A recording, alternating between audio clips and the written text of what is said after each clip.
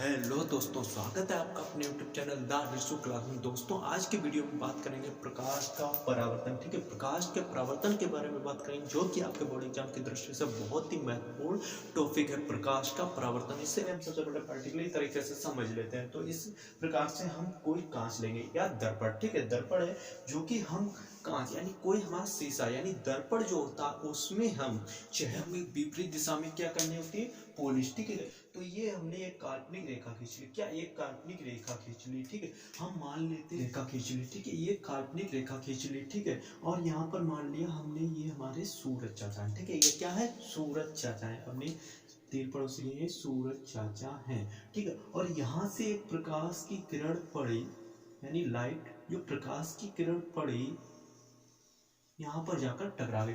ये प्रकाश की किरण पड़ी और यहाँ पर जाकर टकरा गई और उसी माध्यम में वापस भी लौट गई। उसी माध्यम में क्या हुआ, यहाँ से प्रकाश की किरण पड़ी और यहाँ से जाकर उसी माध्यम में वापस लौट गई। इसी को तो प्रकाश का परावर्तन कहते हैं भैया। इसी को तो प्रकाश का परावर्तन कहते हैं। जब प्रकाश की किरण किसी दर्पण से टकराकर उसी माध्यम में वापस लौट जाती है। जब प्रकाश की किरण किसी दर में वापस लौट जाती है, इसी को तो प्रकाश का परावर्तन कहते हैं। तो इसकी परिभाषा को याद कर लेते हैं। ठीक है, कि जब कोई प्रकाश की किरण किसी चमकीले पृष्ठ या दर्पण से टकराकर उसी माध्यम में लौट जाती है, तो इसे प्रकाश का परावर्तन कहते हैं।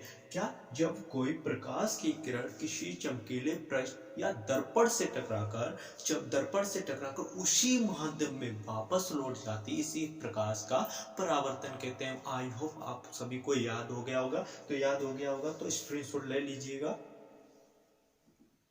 स्क्रीनशॉट ले लिया होगा। अब हम समझेंगे प्रकाश के परावर्तन के नियम। तो पहले परावर्तन के नियम को समझ लेते हैं। ये जो किरण आ रही है, इस किरण को क्या कहेंगे? इस किरण को कहेंगे आपतित किरण। क्या कहेंगे? आपतित किरण। ठीक है, इस किरण को क्या कहेंगे? आपतित किरण कहेंगे। ठीक है, ये किरण जो आ रही है इसे हम आपतित किरण कहेंगे।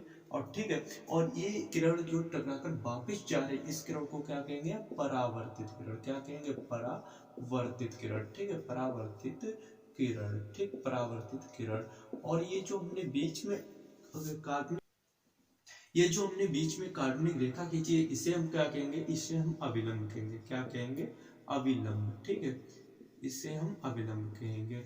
ठीक है, इससे जो किरण आ रही है इसे हम आपतित किरण, ये जो टकराकर वापस जा रही किरण इसे हम परावर्तित किरण, और ये जो बीच में काल्पनिक रेखा खींची है इसे हम क्या कहेंगे? अभिलंब कहेंगे। आई होप आपको इतना समझ में आया होगा। तो आगे और समझ लेते हैं। जो आपतित किरण और अभिलंब के बीच जो कोण बनता है उसे हम आपतन कोण कहते हैं। उसे हम क्या कहते हैं? आपतन कोण कहते हैं। ठीक है, उसे हम आपतन कोण कहते हैं। और जो हमारी अभिलंब और परावर्तित किरण के बीच जो कोण बनता है उसे हम क्या कहते हैं? परावर्तन कोण। उसे हम क्या कहते हैं? परावर्तन कोण कहते हैं। उसे हम परावर्तन कोण कहते हैं। आई होप आपको इतना समझ में आ गया होगा। ठीक है, जो आपतित किरण और अभिलंब के बीच जो कोण बनता है उसे हम आपतन कोण, और जो अभिलंब और परावर्तित किरण के बीच जो कोण बनता है उसे हम परावर्तन कोण कहते हैं। आई होप आपको इतना समझ में आ गया होगा। ठीक है, अब आगे हम नियम को पढ़ लेते हैं कि आपतित किरण, परावर्तित किरण तथा अभिलंब तीनों एक ही तल में स्थित होना चाहिए।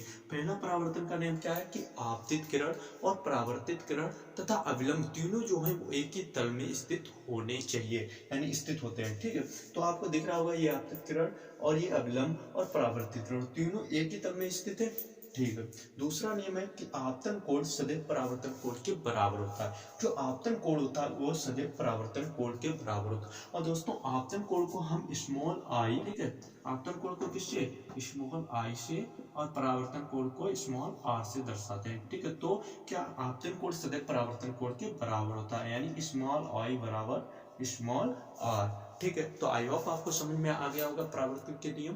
तो